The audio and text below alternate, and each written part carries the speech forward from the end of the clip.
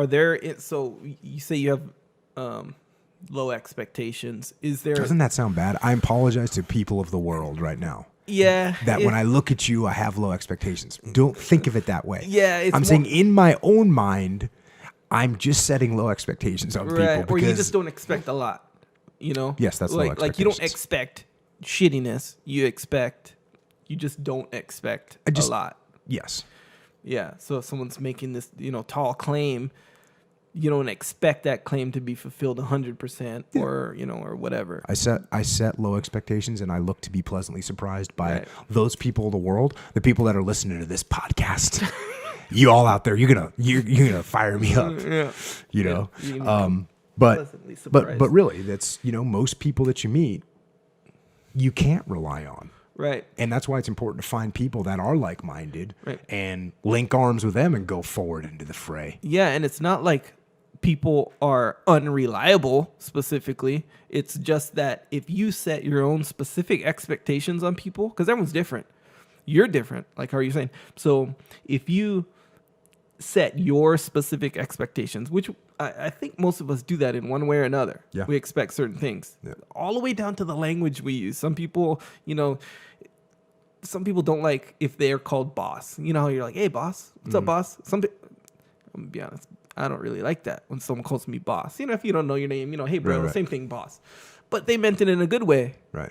But I expect you never to use that word when you address me kind of thing. It's not that serious. But anyway, that's just a small example. So if you start setting your own your specific own expectations consciously and subconsciously, you'll probably get let down. And guess what? Whose fault is that? It's your fault.